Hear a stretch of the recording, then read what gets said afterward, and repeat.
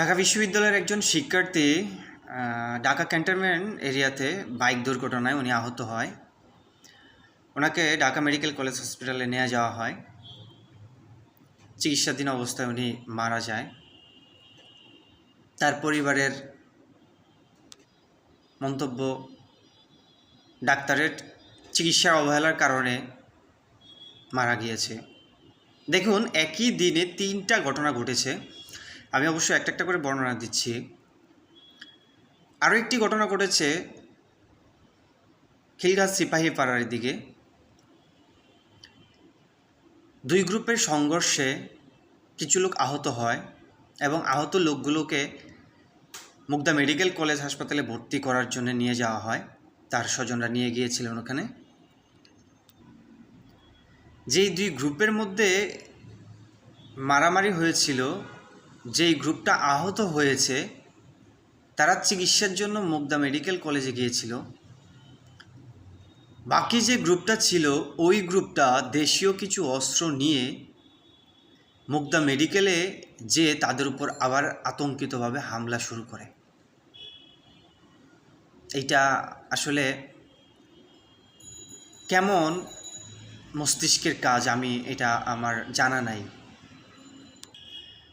একটা মানুষ কতটুক নরপিশাচ হলে এই কাজটা করতে পারে। একবার আহত করার পরে তাকে মেডিকেলে নিয়ে যাওয়া হয়েছে চিকিৎসার জন্যে। সেই মেডিকেলে দেশীয় অস্ত্রসহ যে ওখানে আবার তাকে কুপিয়েছে। ওখানকার ইন্টার্নি যারা ছিল তারা কিছুটা প্রতিহত করার জন্য চেষ্টা করেছিল। তাদের মধ্যে অনেকেই আঘাতপ্রাপ্ত হন, আহত হন এবং ওখানে একজন মারাও গিয়েছেন। ঘটনার কিছুক্ষণের মধ্যেই ওখানে বাংলাদেশ সেনাবাহিনী উপস্থিত হয় এবং মহিলাসহ 4 থেকে 5 জনকে গ্রেপ্তার করে। একই দিনে আরেকটা ঘটনা ঘটেছে। ঢাকা মেডিকেল কলেজে একজন বিষ খেয়েছিলেন। বিষ খাওয়া অবস্থায় ওনাকে ঢাকা মেডিকেলে আনা হয়। তারপর ওনার অবস্থা দেখে ওইখানকার কর্তব্যরত একজন ডক্টর বলেছে উনি অলরেডি ডেড, মারা গিয়েছে। তো রোগীর আত্মীয় স্বজনরা তারা বিশ্বাস করতেছিল না। তারপর ডাক্তার আবার তাকে কিছু পরীক্ষা নিরীক্ষা করানোর পরে ডাক্তার কনফার্ম হয় যে আসলে উনি মারা গিয়েছে। ডাক্তার আগেই বুঝেছিল যে উনি মারা গিয়েছেন। একজন ডাক্তার একজন রোগী সুস্থ থাকা, মারা যাওয়ার এইটুকু ডিফারেন্ট অন্ততপক্ষে বোঝার ক্ষমতা তারা রাখে। এইখানেও ডাক্তারদের উপর কিছু লোক দোষ দিয়ে বিক্ষোভ মিছিল করতে গেছে হসপিটালে। ভাই, কোন দেশে থাকি আমরা? আসলে আমাদের চাওয়াগুলা কি? আমরা আসলে কি চাই আমরা নিজেরাও জানি না।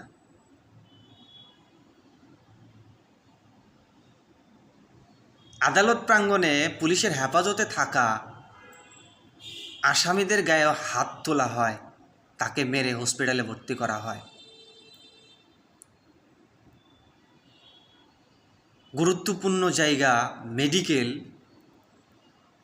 সেখানে দেশীয় অস্ত্র সহজে নৃশংসভাবে কুপিয়েছে।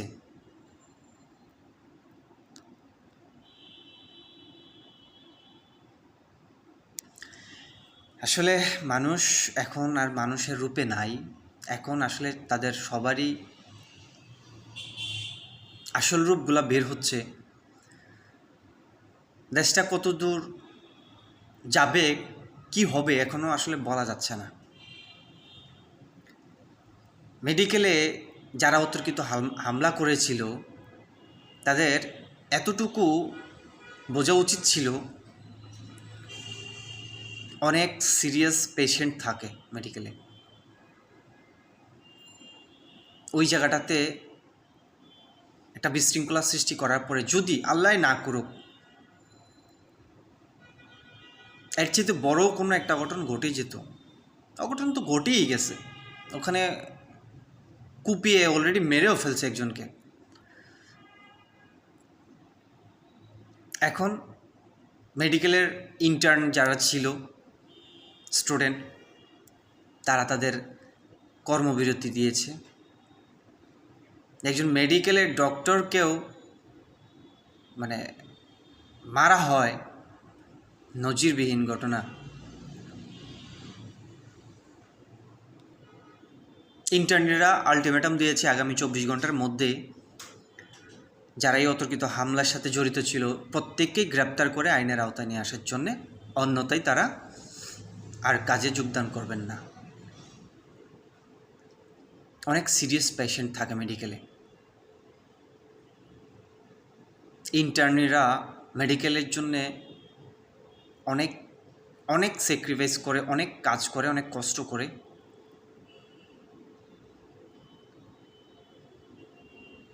যারা এখানে গুরুত্বপূর্ণভাবে ভর্তি আছেন এই কর্মবিরতির জন্যে, তাদের যদি কিছু হয় এই দায়ভার কে নেবে? যারা হামলা করেছিল তারা নেবে, নাকি যারা আন্দোলন করেছিলেন তারা নেবে, নাকি এই দায়ী সরকারের? অবশ্যই আপনার মতামত কমেন্টে জানাবেন।